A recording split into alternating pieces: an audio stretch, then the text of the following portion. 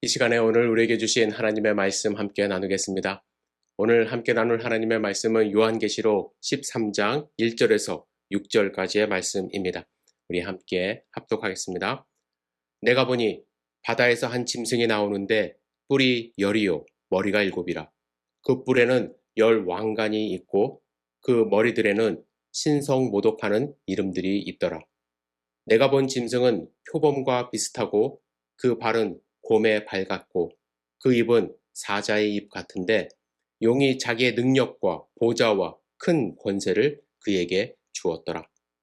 그의 머리 하나가 상하여 죽게 된 것 같더니 그 죽게 되었던 상처가 나음에 온 땅이 놀랍게 여겨 짐승을 따르고 용이 짐승에게 권세를 주므로 용에게 경배하며 짐승에게 경배하여 이르되 누가 이 짐승과 같으냐 누가 능히 이와 더불어 싸우리요 하더라.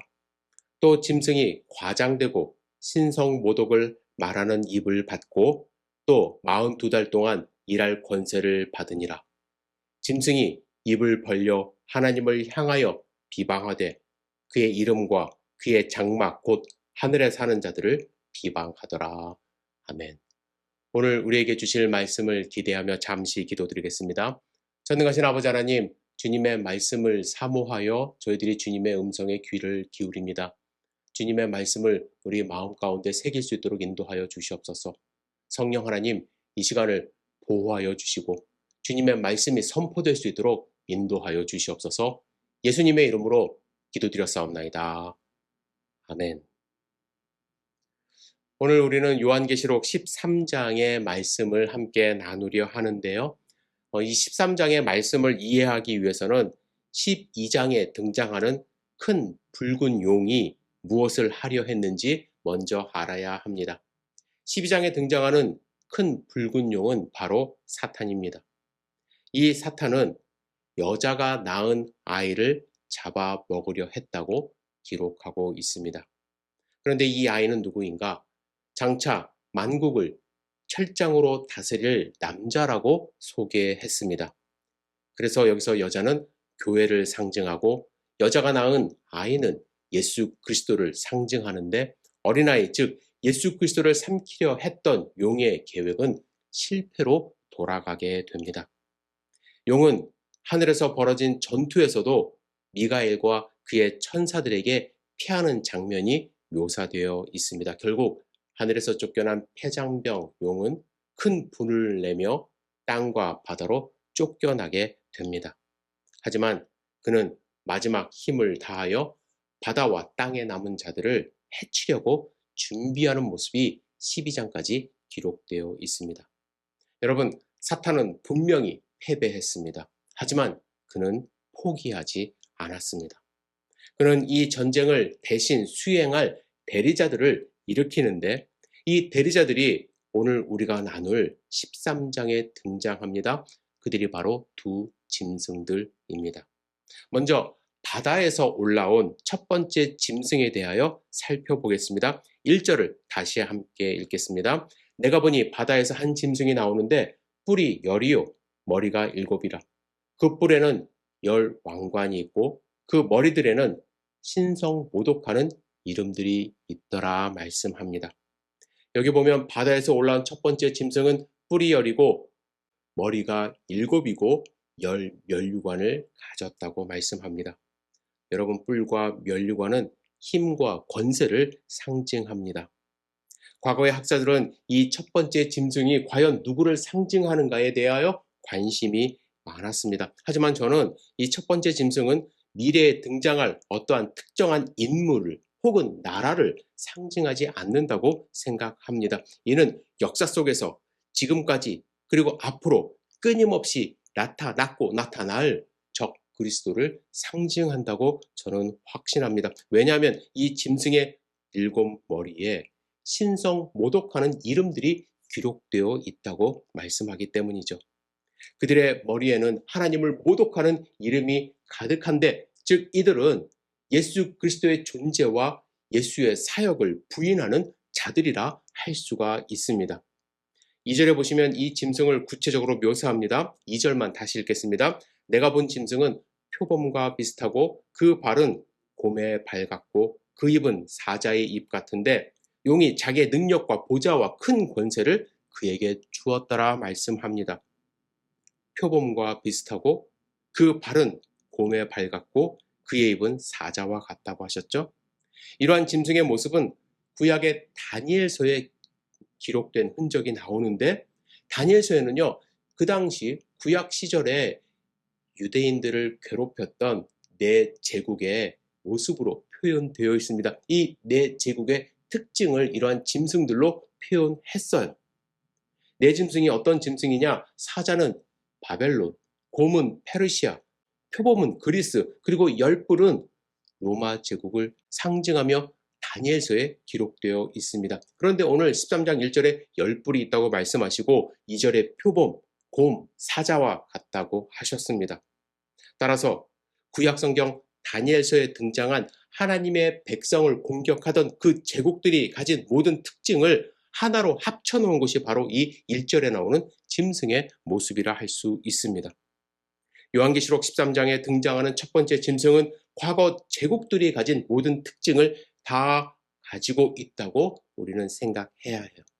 마지막 때에 나타나는 이 짐승은 과거의 어떤 제국보다 포악하고 약삭빠르고 잔인하다는 것을 말씀합니다. 그런데 여러분, 세상은 이렇게 잔인하고 약삭빠르고 포악한 짐승을 어떻게 대하게 될까? 3절 읽겠습니다.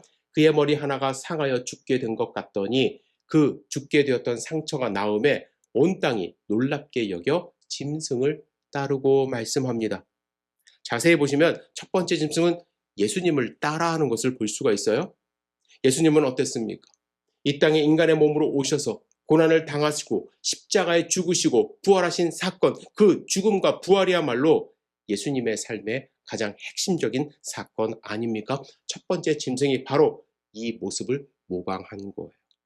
짐승의 머리 하나가 죽게 된 것처럼 하다가 다시 상처가 살아나서 살게 되었습니다. 그러자 사람들이 이 기적을 보고 짐승을 따르기 시작했다고 말씀합니다. 따른다라는 것은 그를 믿고 예배한다라는 거예요.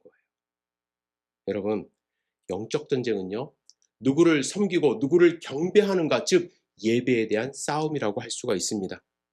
우리가 끝까지 누구를 예배하는가, 그것이 영적 전쟁의 승패를 좌우합니다. 그래서 사탄은 어떻게 해서든지 우리의 예배를 하나님이 아닌 그 자신에게 돌리려 합니다. 아까도 말씀드렸듯이 첫 번째 짐승의 머리 하나가 거의 죽었다가 나았다고 합니다. 그러자 사람들이 그 모습을 보고 첫 번째 짐승을 따랐다고 말씀하지 않습니까? 즉 이것은 무엇을 의미하는가?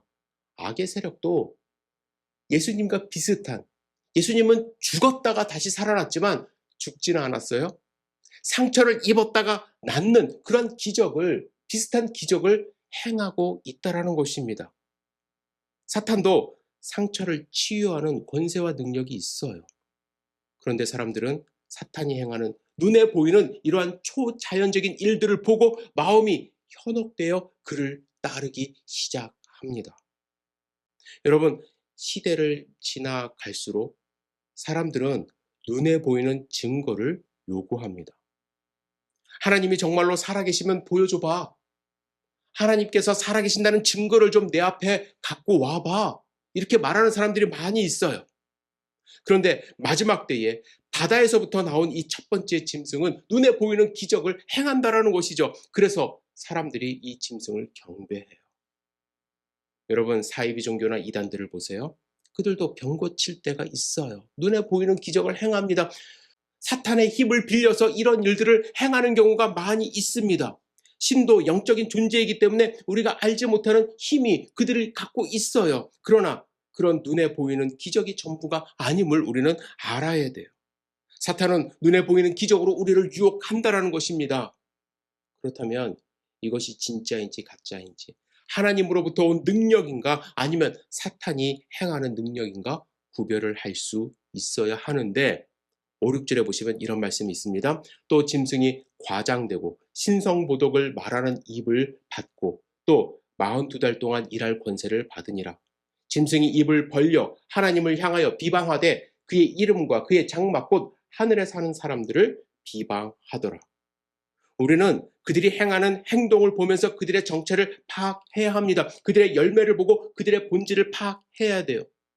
사탄과 짐승의 특징은 무엇입니까? 과장된 말을 한다라는 거예요. 교만한 말을 한다라는 거예요. 자기가 하나님이라고 속이고 혹은 구원자라며 흠이 없다라고 거짓말을 합니다.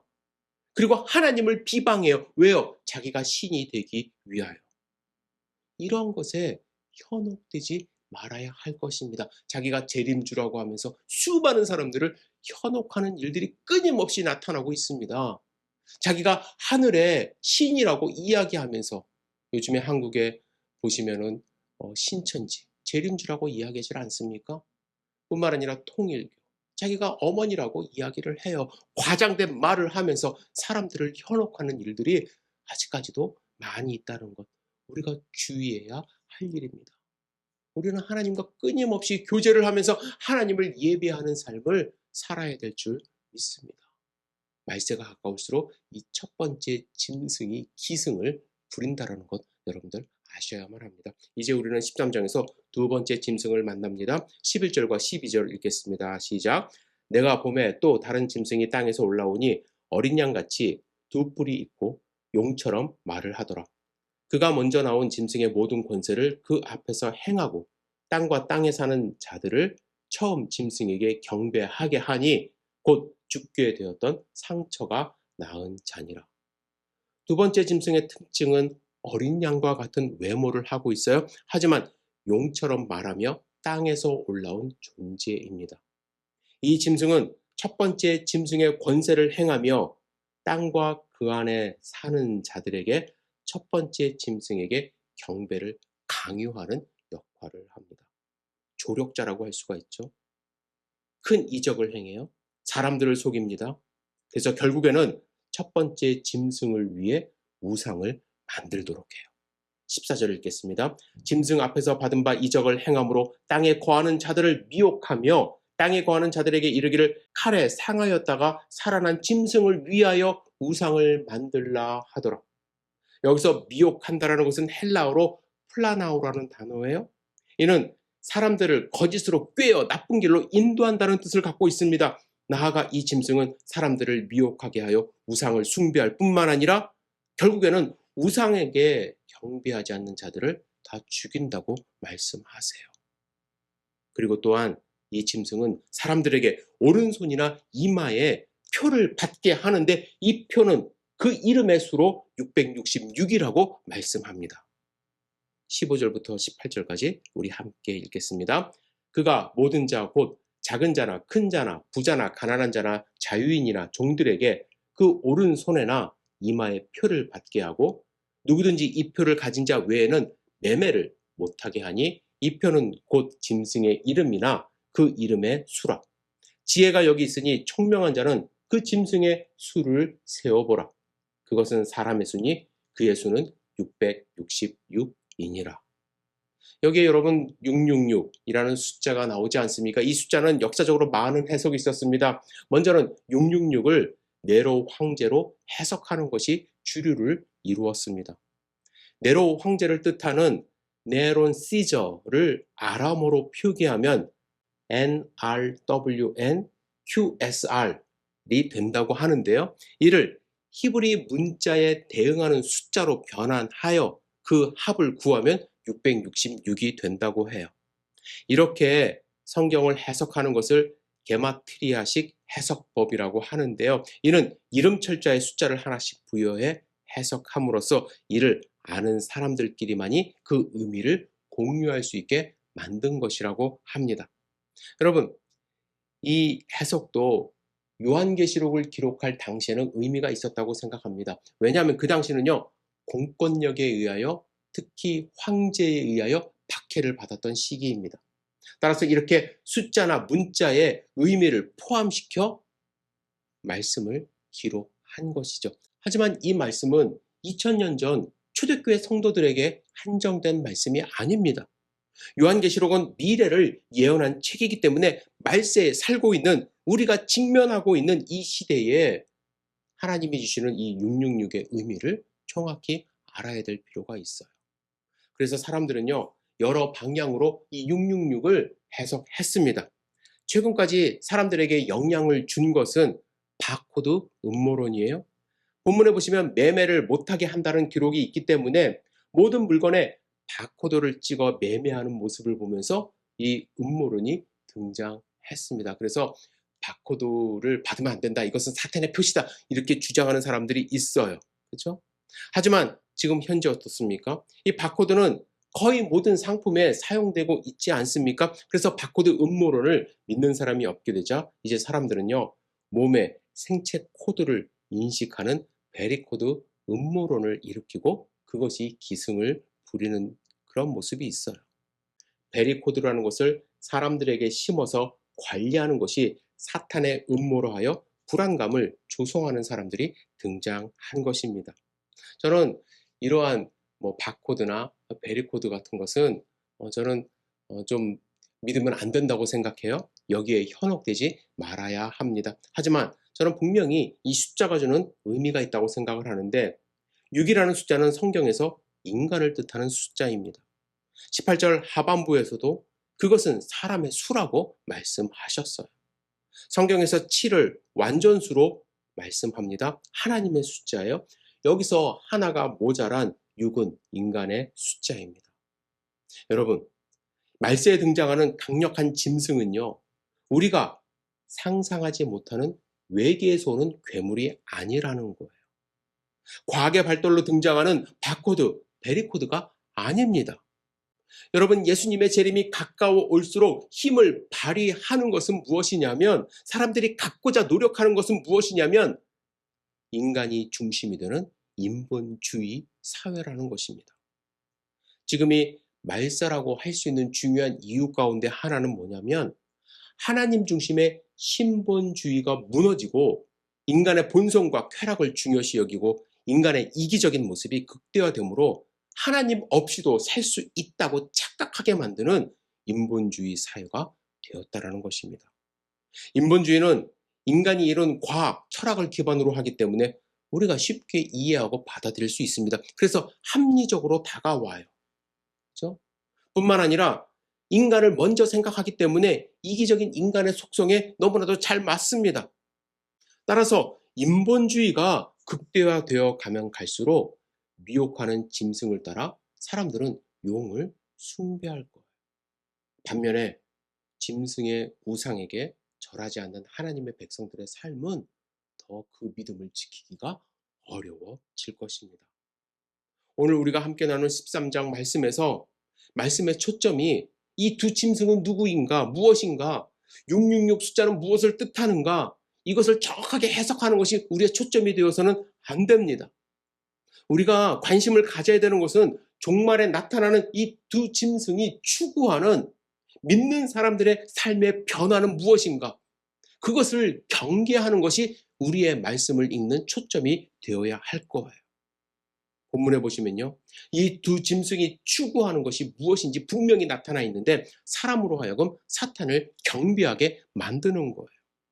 4절에 보시면 용이 짐승에게 권세를 주므로 용에게 경배하며 짐승에게 경배하여라고 말씀합니다. 8절에 이 땅에 사는 자들은 다 그 짐승에게 경배하리라. 12절에 땅과 땅에 사는 자들을 처음 짐승에게 경배하게 하니, 그리고 15절에 또 짐승의 우상에게 경배하지 아니하는 자는 몇이든지 다 죽이게 하더라는 말씀이 있습니다. 사탄은 하나님을 믿는 사람도 미혹하여 하나님이 아닌 하나님처럼 보이는 거짓의 영, 사탄을 숭배하게 만든다라는 거예요. 여러분, 우리도 무엇을 경배하며 살고 있는지 내 자신을 돌아봐야 돼요. 사탄은 여러 가지 속임수로 그를 경배하게 만듭니다. 때로는 내가 과연 지금 사탄을 경배하는 것인가? 잘 인식하지 못할 정도로 교묘하게 우리를 속입니다. 협박하면서 그를 경배하라지 않아요. 달콤하게 우리를 유혹해요. 서서히 물들게 만듭니다.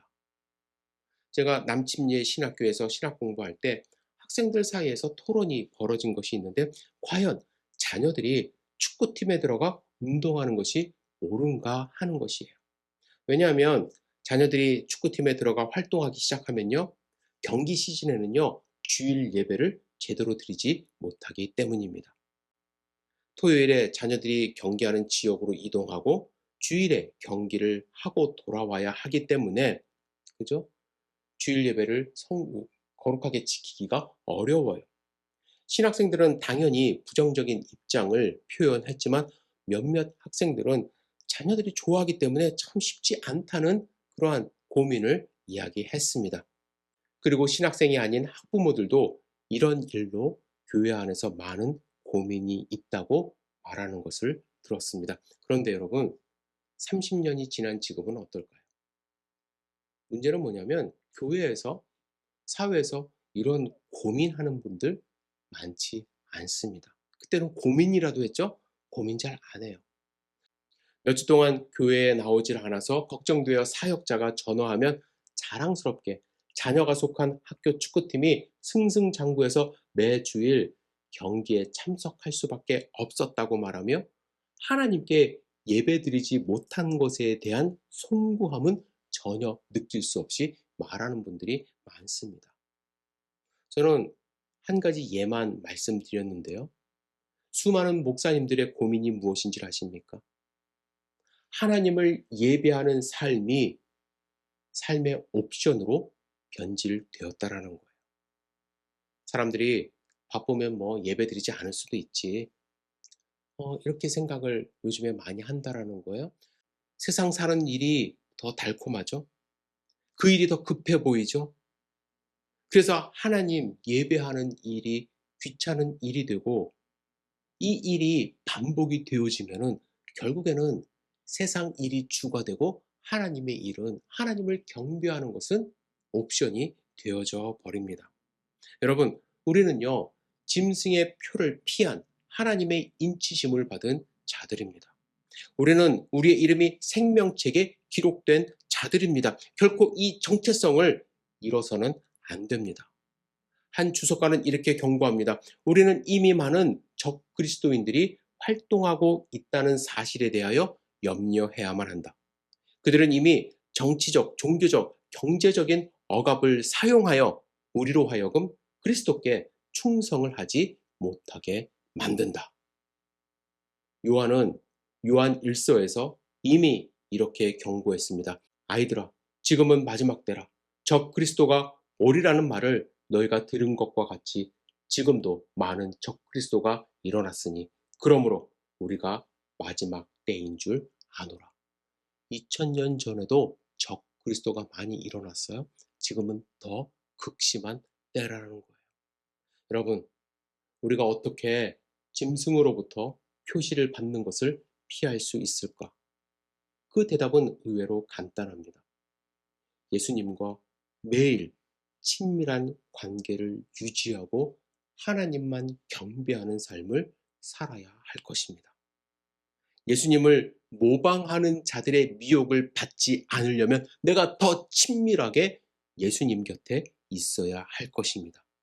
그럴 때 우리는 어떠한 유혹으로부터도 승리할 수 있고 끝까지 우리의 믿음을 견지하며 하나님이 부르시는 그날 영원히 하나님과 함께하는 하나님의 백성이 되리라 저는 확신합니다. 여러분, 여러분들의 믿음 잃지 마시기를 주님의 이름으로 축복합니다. 기도하겠습니다. 전능하신 주님, 요한계시록 13장을 통하여 주신 하나님의 음성을 저희들이 마음에 새길 수 있도록 도와주시옵소서. 이 말세에 세상에 여러 가지 유혹이 있다 할지라도 하나님을 예배하고 경배하는 삶을 잃지 않도록 도와주시옵소서. 두려워하지 않도록 인도하여 주시고 하나님이 함께 하신다는 확신으로 기쁨으로 나아갈 수 있도록 축복하여 주시옵소서. 예수님의 이름으로 기도드렸사옵나이다. 아멘.